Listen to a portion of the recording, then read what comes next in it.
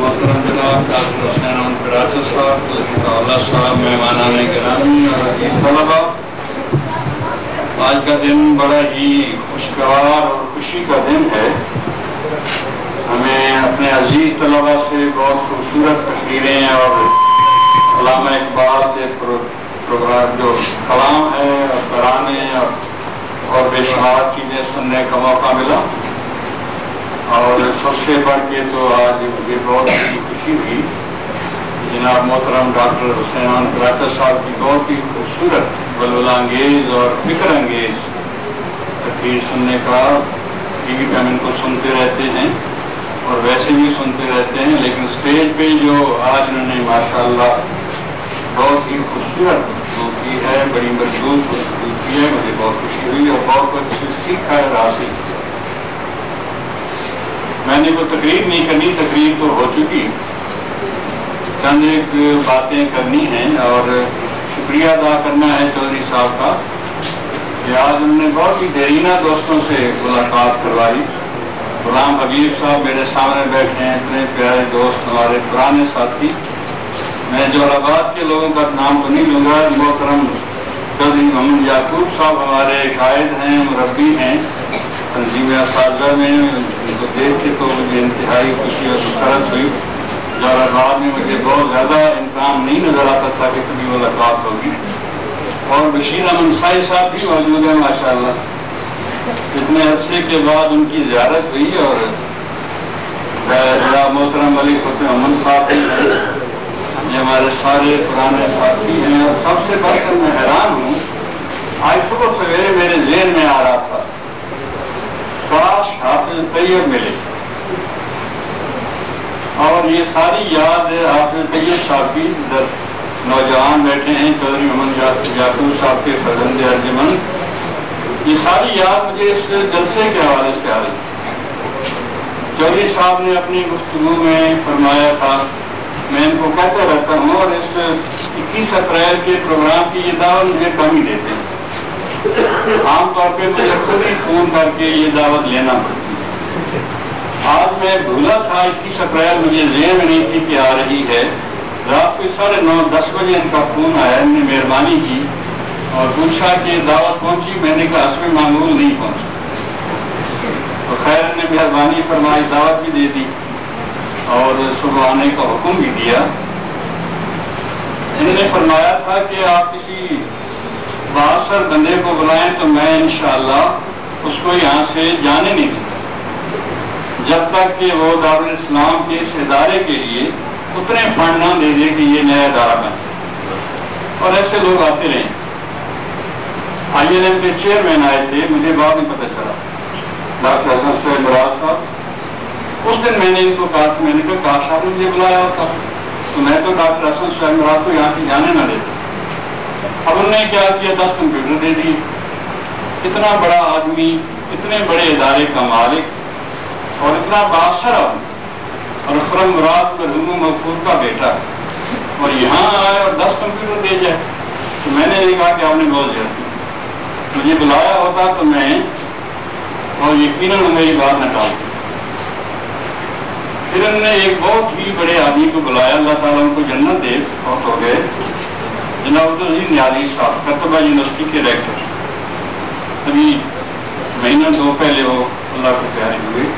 وہ بھی بہت بڑے آدمی تھے، بہت بڑے ماہر تعلیم۔ وہ بھی آئے تو مجھے چودھری صاحب نے نہ بلایا،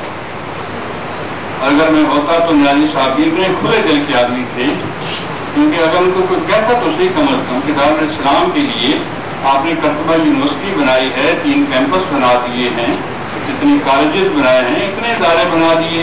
تو کیا آپ اس ادارے کے لیے کچھ نہیں کر سکتے؟ یقیناً وہ بھی کچھ کرے۔ تو خیر وہ تو گزر گیا ہو۔ صبح جب مجھے یاد آ رہا تھا حافظ طیب صاحب، میرے ذہن میں آیا کوئی ناظر ہیں اور اسلامی سینٹر کے ڈائریکٹر ہیں، اور نالے میں بہت سارے نیک اچھے مسلمان ہیں، خاص طور پہ تحریک اسلامی کے کافی لوگ ہیں، اور وہاں ہمارے دوست جاتے ہیں، لاکھوں کروڑوں لے کے آتے ہیں۔ تو آج اللہ نے میری دعا سن لی، اور جس نوجوان کے متعلق صبح میرے ذہن میں خیرات آ رہے تھے وہ میرے سامنے بیٹھے، بچ کے نہیں جائیں گے تو نہیں بچ کے کیسے جائیں گے جی؟ آج سے میں درخواست کرتا ہوں، اور یہ ہمارا بیٹا ہے، بھتیجا ہے، انشاءاللہ انکار بھی نہیں کرے گا، کہ آج سے یہ دارالاسلام جوہر آباد کے نعرے میں سفیر ہے۔ اب غزالی بھی یوں سمجھے ختم، لیگ فاؤنڈیشن بھی چھٹی اور باقی تمام اداروں کی چھٹی، صرف دارالاسلام، اس لیے کہ دارالاسلام ایک ایسا ادارہ ہے جس کے ساتھ مولانا مودودی مرحوم مودودی کا نام منسلک ہے۔ اتنا بڑا ادارہ اور اتنی یہ غربت میں، اتنی کمزوری میں کہ نہ یہاں بچوں کے لیے مناسب کمرے ہیں اور نہ ہی بچوں کے لیے مناسب ہاسٹل ہے، نہ کوئی اچھا پلے گراؤنڈ ہے، نہ کوئی اچھے انتظامات۔ ہمیں سب نے مل کر اس کو تعمیر کرنا ہے۔ ایک لمبے عرصے سے یہ بالکل ان اٹینڈڈ پڑا ہے۔ تو ایک تو میں حافظ طیب صاحب سے میں نے درخواست کر دی، دوسرا جو میں درخواست کروں گا کہ بہت سارے ادارے اس وقت تحریک اسلامی کے لوگوں نے قائم کیے ہوئے ہیں، مجھ سمیت۔ میں نے بھی الفوظ انٹرنیشنل کالج فار گرلز جوہر آباد میں، اور چلیے یاتو سب حیران ہو رہے ہوں گے کہ یہ میں نے کیا کر دیا، جن کو پتہ ہے کہ میں پرائیویٹ اداروں کا بہت مخالف ہوا کرتا ہوں، لیکن بہرحال چینج آتی ہے، ذہنوں میں بھی حالات بھی بدلتے ہیں۔ تو میری ایک درخواست یہ ہے کہ جتنے تحریک اسلامی کے ساتھیوں کے پرائیویٹ ادارے وہ اگر مل کر بھی کوشش کریں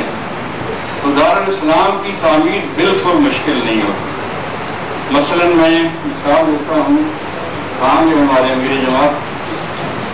تنظیر الحسن عوام صاحب شاید چلے گئے، 119 دار ارقم سکول ہیں پورے پنجاب میں، 60,000 طالب علم پڑھتے ہیں اس کے اندر، فی طالب علم 1 روپیہ،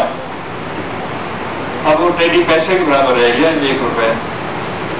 فی طالب علم 1 روپیہ ایک مہینے میں اگر ہم دارالاسلام کو دلوائیں دار ارقم سے